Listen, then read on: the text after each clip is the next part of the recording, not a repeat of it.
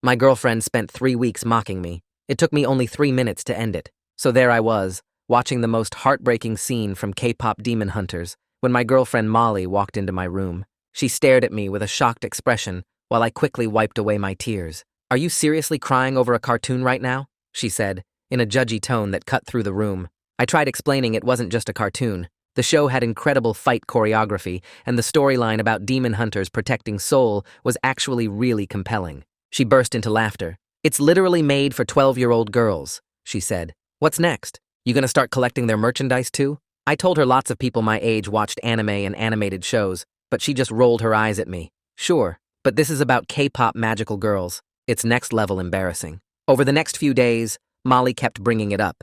Every time we hung out with friends, she'd mention how I watched girly cartoons. When I tried defending myself, she'd say I was being too sensitive and couldn't take a joke, but it didn't feel like joking anymore. It felt like she was trying to make me ashamed of something I enjoyed. I could only hope she'd stop soon. She didn't. The teasing only worsened the more popular the show got. Molly started constantly playing the song Golden whenever I came over, singing along in this mocking baby voice, butchering the lyrics intentionally. And when we went out, she'd point to every Asian person on the street and ask if I wanted to talk about the silly cartoon with them. "I bet they'll even sing the Korean parts of the songs with you," she giggled. One afternoon, I woke up from a nap to my phone exploding with notifications. I grabbed it and opened my group chat. Everyone was losing it over a photo. When I finally found it, my stomach dropped. Molly had photoshopped me into an image hugging Rumi with hearts around us. The caption said, "Caught him red-handed." She'd sent it to everyone we knew. My hands were shaking as I scrolled through the responses. Most were just laughing emojis, but some friends seemed genuinely uncomfortable that my girlfriend was publicly humiliating me like this. I marched over to the living room where my girlfriend was typing away at her phone, sending the picture out to family members too. That's when I lost my cool. "Why? Why would you do something like this to me?" I asked. She raised an eyebrow and rolled her eyes at me. "Seriously? It's funny. Everyone thinks it's hilarious." Except I wasn't laughing. "Delete it," I demanded. "Look, it's literally your fault for liking a show for little girls in the first place. Besides, this was a joke, not a deck. Don't take it so hard," she said condescendingly and went back to giggling at her phone screen. A week later, Molly found a website that made fake marriage certificates. She printed out a marriage certificate with my name and Rumi and posted it to her Instagram story with the caption, "He's cheating on me?" Then she tagged me in it, then tagged everyone. That's when I had it.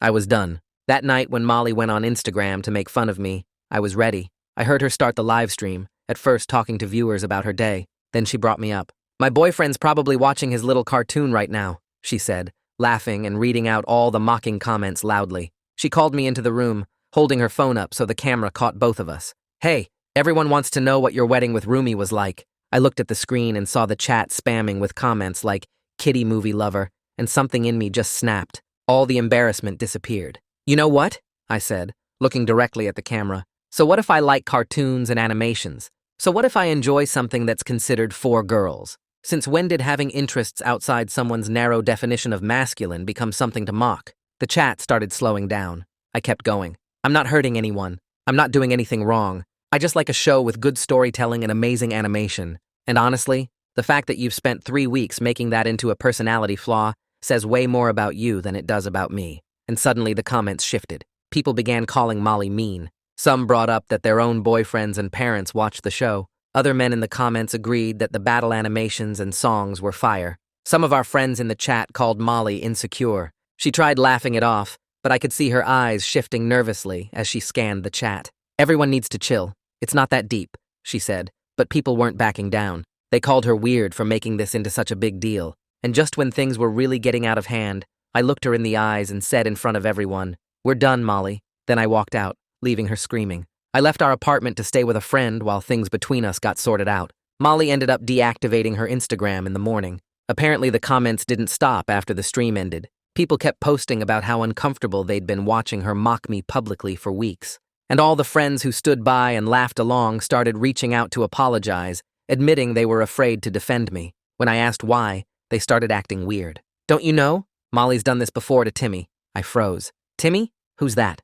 Full story on channel linked below. I got to Jong's apartment around 9 that night. He opened the door before I even knocked, probably heard my footsteps in the hallway. He grabbed my bag and tossed it in the corner of his living room without saying anything. I collapsed onto his couch and stared at the ceiling while he pulled out his phone. 10 minutes later, he told me pizza was on the way. We ended up watching some random show on Netflix, one of those cooking competitions where people make fancy desserts. Neither of us really paid attention. I kept replaying the live stream in my head, seeing Molly's face when the comments turned against her, hearing my own voice saying we were done. Part of me felt relieved. Part of me felt like I'd just jumped off a cliff without checking if there was water below. Jong didn't ask questions or try to make me talk about it. He just sat there eating pizza and occasionally laughing at something on screen. My phone started buzzing around 10:30. I pulled it out and saw the group chat exploding with messages. People who watched the stream were sending supportive stuff, telling me I did the right thing, but some were asking for details about what happened after I left, wanting to know if Molly said anything else,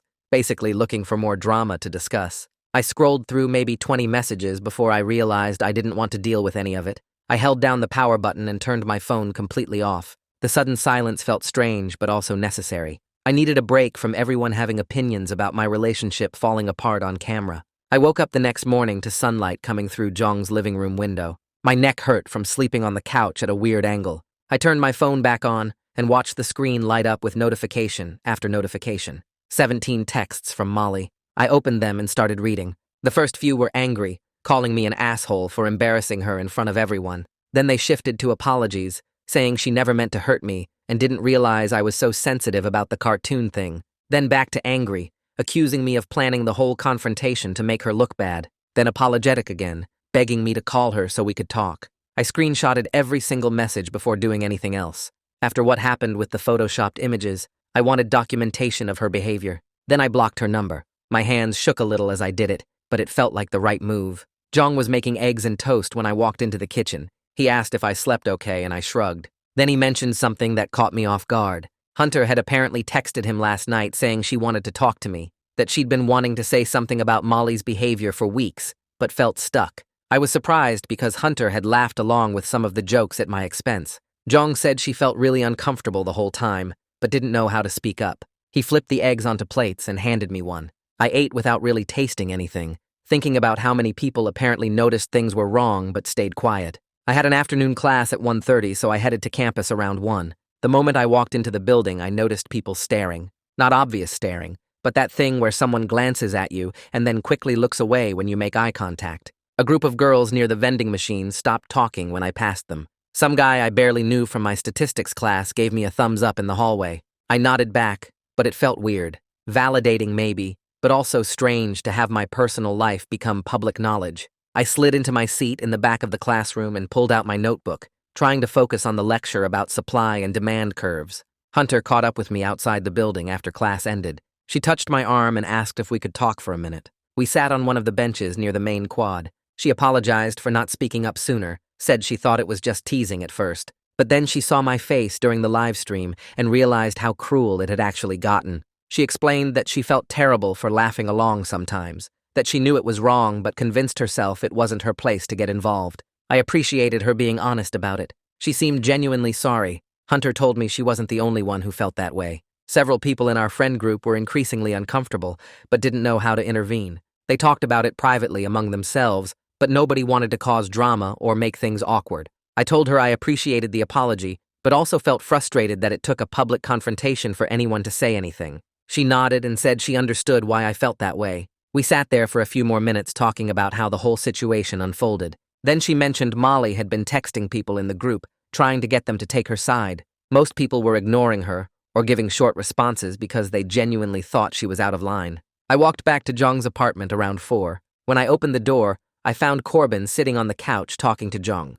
I recognized him from his profile picture in the livestream chat. He was the guy who first called Molly out for being mean. He stood up and shook my hand, said he drove over from his place across town because he wanted to make sure I was okay and offer support in person. I was surprised, but also grateful. We all sat down and Corbin started telling me about his own experience. He had an ex who did similar things, making fun of his interests in front of others and dismissing his feelings when he objected. She told him he was too sensitive and couldn't take a joke, just like Molly said to me. Hearing someone else describe almost the exact same pattern made me feel less alone in what happened. The three of us ended up talking for hours. Corbin explained how his ex would find something he cared about and slowly turn it into ammunition. First small jokes, then bigger ones, then full public mockery. Jong shared that he'd seen some of this with Molly too, but didn't realize how bad it was until the live stream. We discussed how easy it is to normalize bad behavior when it escalates gradually. One joke doesn't seem like a big deal, then two jokes, then a photoshopped image,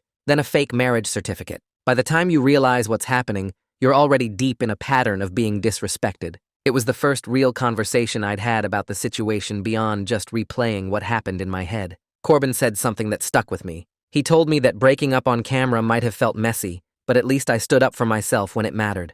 A lot of people stay quiet and let the mockery continue because they're afraid of conflict. 2 days later, I needed to get more clothes from the apartment and face the reality of living with Molly until one of us moved out. Jong offered to come with me for support, but I told him I had to do this alone.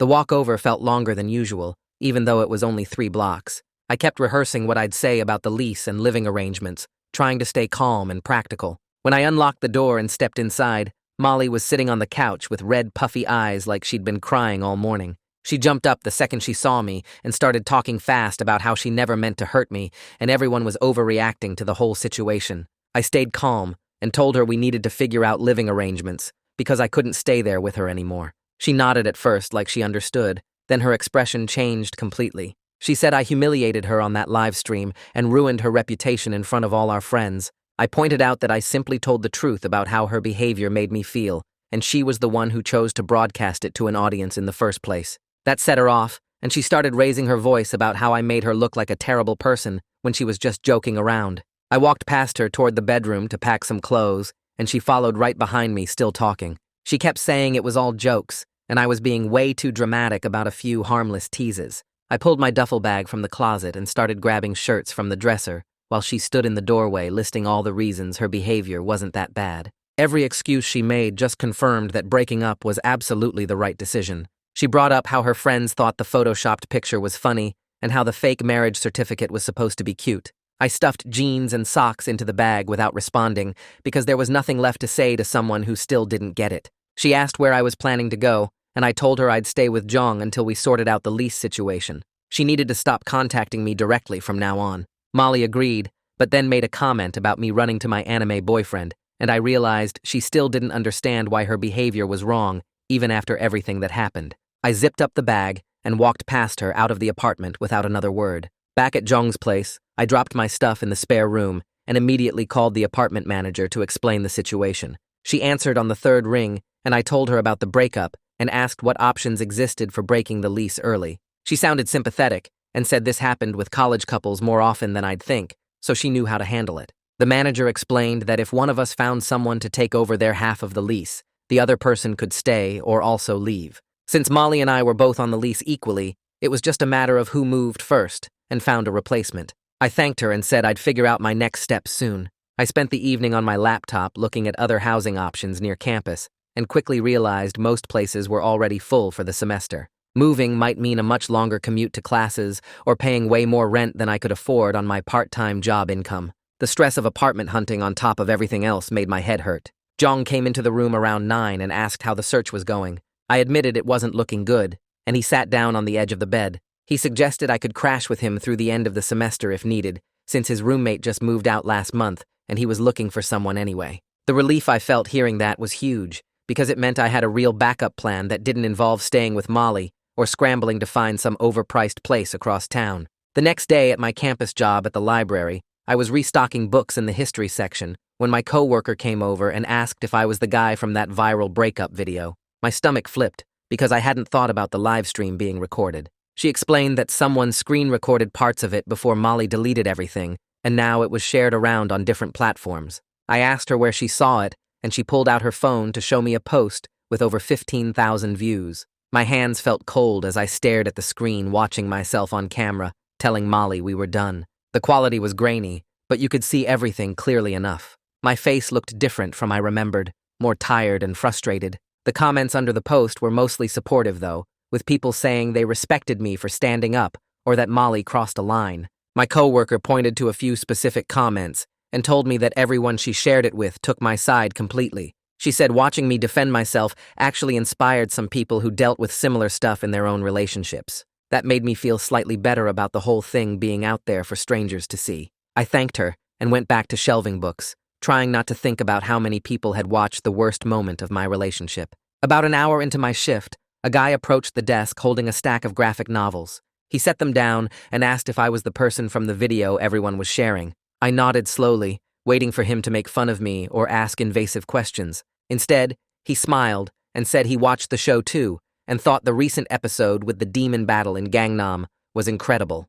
We ended up talking for almost 10 minutes about the animation quality and how the fight scenes were choreographed better than most live-action shows. He mentioned his favorite character was Hana because of her sword techniques, and I agreed that her fighting style was the most unique. Before he left, he told me not to let anyone make me feel bad about liking good storytelling. 2 more people came up during my shift and brought up the show without any mockery or jokes. One girl told me the latest episode made her cry, and we talked about how the writers balanced action with emotional moments. Another person said they started watching because of all the buzz online and got hooked immediately. Nobody laughed or called it a cartoon for kids. Nobody made me feel weird for enjoying something.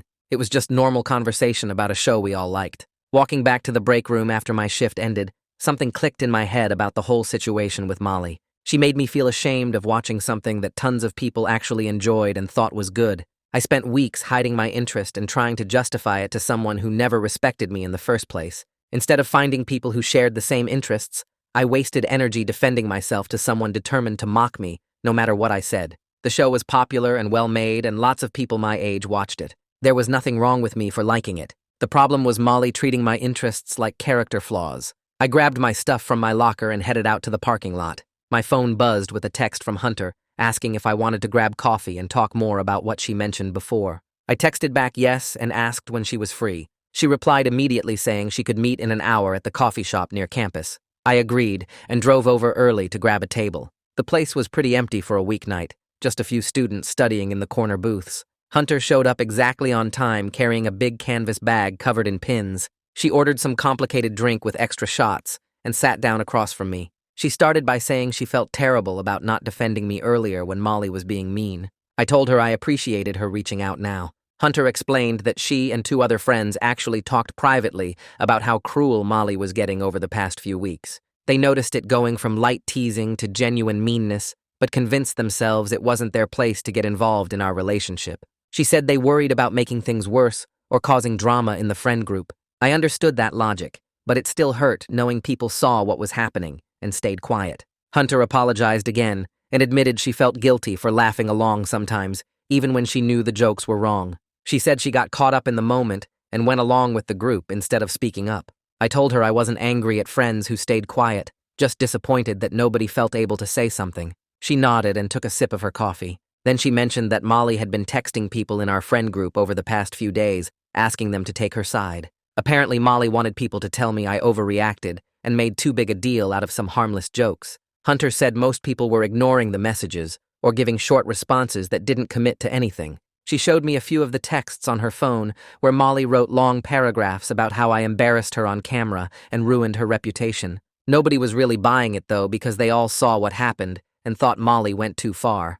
Hunter put her phone away and got quiet for a second. She picked at her napkin and seemed nervous about something. Then she asked if I ever heard about what happened between Molly and someone named Timmy. My heart started beating faster because that was the exact name my friends mentioned right before I left, that night after the live stream. I told Hunter I didn't know who Timmy was and asked her to explain. She leaned back in her chair and said, "Timmy dated Molly about a year and a half ago, before I transferred to this school. Their breakup was apparently really messy and involved Molly publicly mocking something personal about him, though Hunter didn't know all the specific details. She just remembered hearing about drama and Timmy being really upset for a while after. I asked why nobody mentioned this when Molly and I started dating 6 months ago.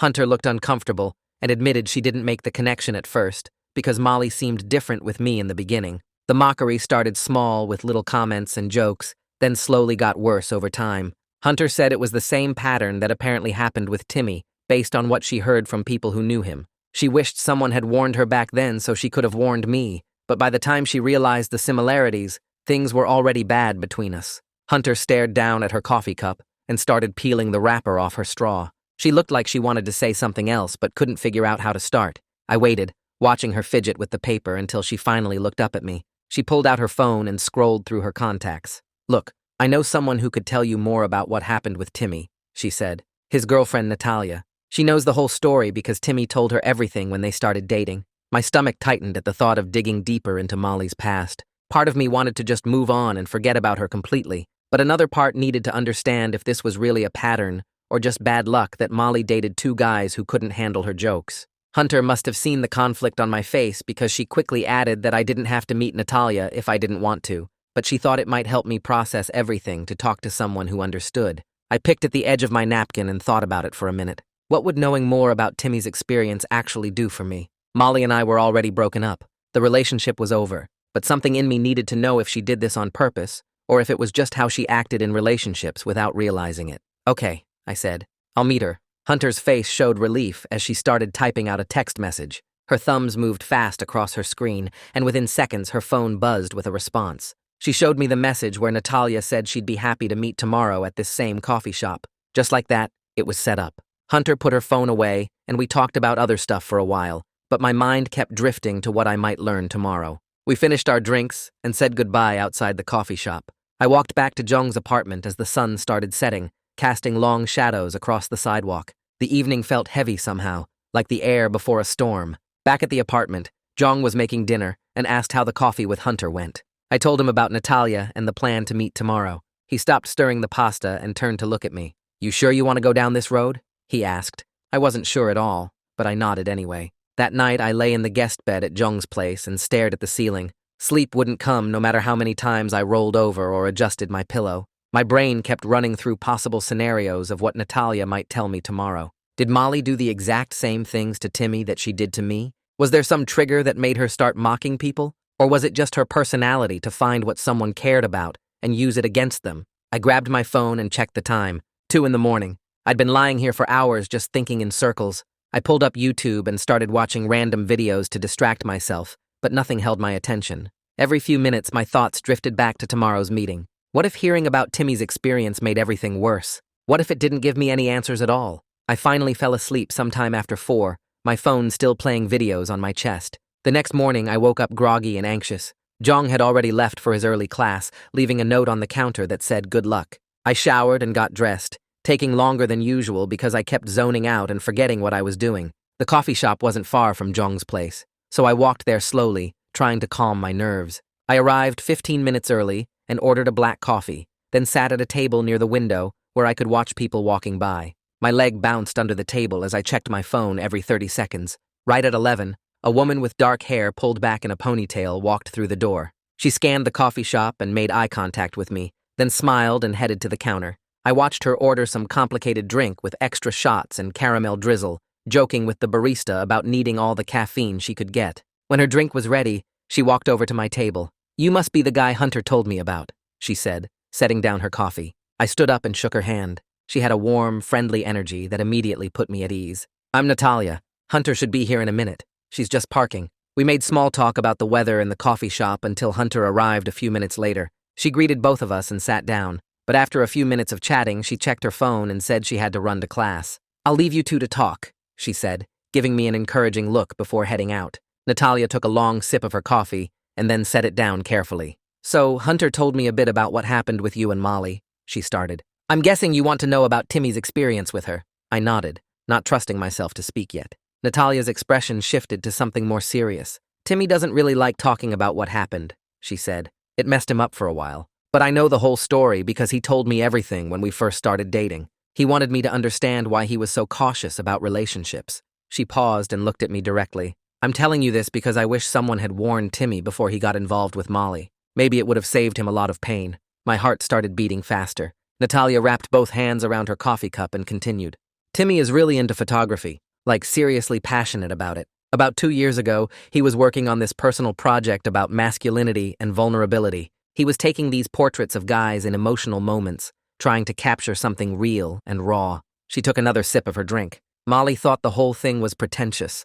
She started making fun of it to their friends, calling Timmy a wannabe artist. She'd mock his feelings photos and say he was trying too hard to be deep. The words hit me like ice water. It was already sounding familiar." Natalia kept going. "At first, Timmy tried to laugh it off, but Molly kept pushing. She'd bring it up at parties, show people his photos, and make sarcastic comments about them. Then one day she posted some of his photos on her Instagram with these captions that made his serious work look like a joke." I felt my hands tighten around my coffee cup. Natalia noticed and nodded. "Yeah, Timmy confronted her about it and she told him he was being too sensitive. said he couldn't handle criticism of his art and needed to toughen up.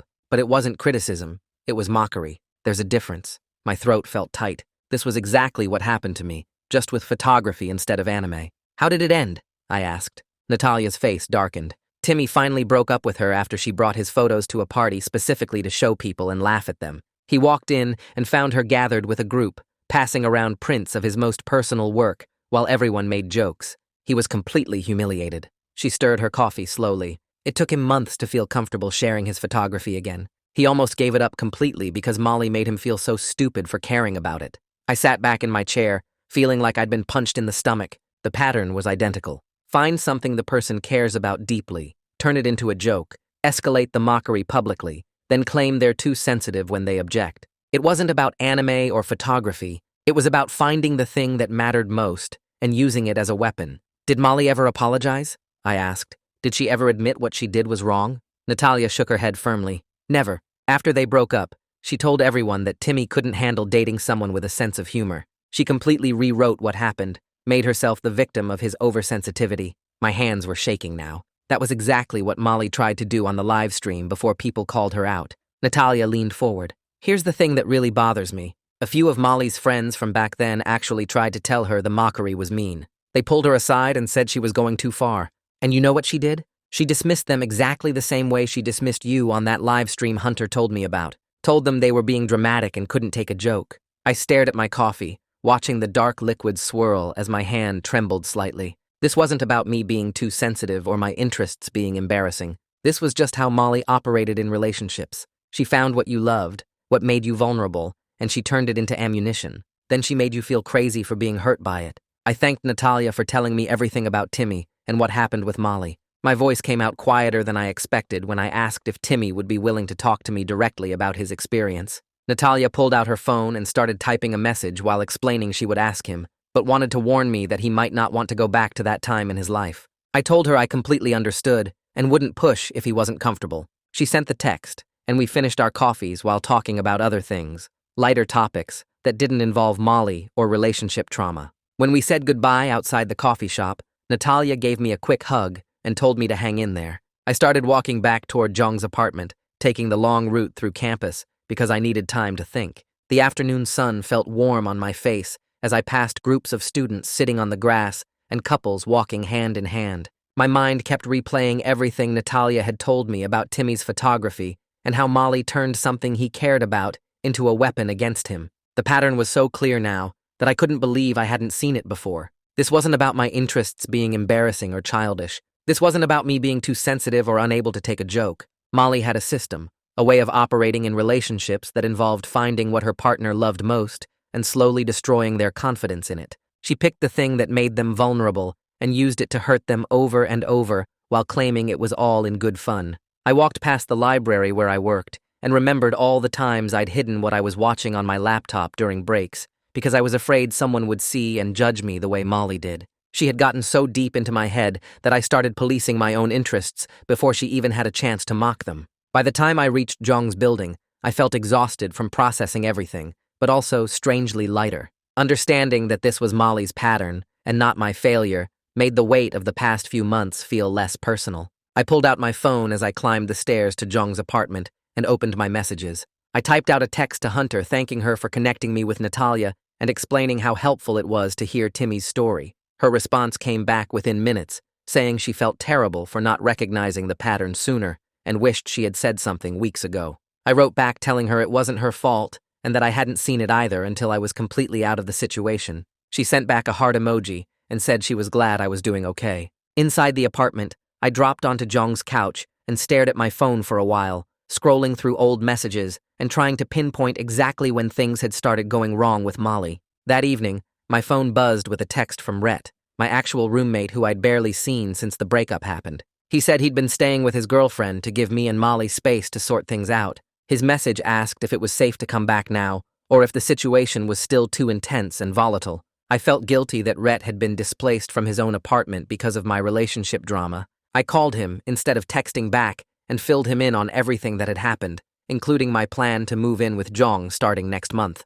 Rhett sounded relieved when he admitted that living with me and Molly's relationship problems had been really uncomfortable for weeks. He said he'd heard her making fun of me multiple times when I wasn't around and never knew how to address it without making things weird. I told him I understood and didn't blame him for not getting involved in something that wasn't his business. He asked when I was planning to pack up my stuff and move out completely. I explained that I needed to go back and get my things, but wanted to avoid another confrontation with Molly if possible. Rhett immediately offered to be there when I went to pack in case Molly tried to start another argument or make the process difficult. I appreciated the support more than I could express, and we made plans to go the following weekend when Molly had mentioned she'd be visiting her parents. Over the next few days, I threw myself into my regular routine of classes and work shifts at the library. It felt strange at first, having all this free time that I used to spend with Molly or worrying about her reactions to everything I did. But it was also surprisingly easy to fill those hours with things I actually enjoyed. I caught up on reading for my classes,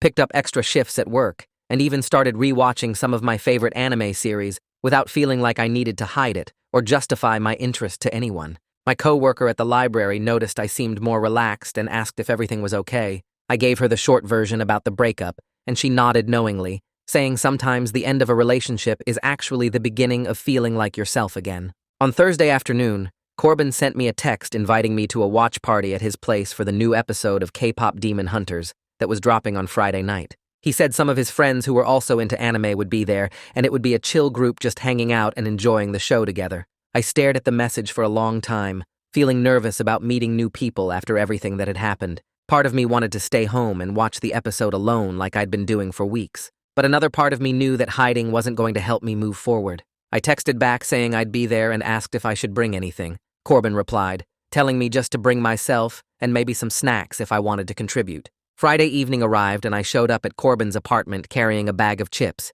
and feeling anxious about how the night would go. But the moment I walked in and saw the group of people gathered around the TV, all genuinely excited about the show, something in my chest relaxed. Nobody made jokes about the animation being for kids or mocked the premise of Demon Hunters in Seoul. Instead, they discussed the previous episode's fight choreography and debated theories about upcoming plot twists. When the new episode started, everyone fell silent and watched with complete attention. During the commercial breaks, people shared their favorite moments and pointed out details in the animation that I'd missed. One person brought up how the show handled themes of identity and belonging in really thoughtful ways. Another talked about the incredible soundtrack and how the opening theme had been stuck in their head all week. For the first time in months, I enjoyed something I loved without feeling defensive or ashamed about it.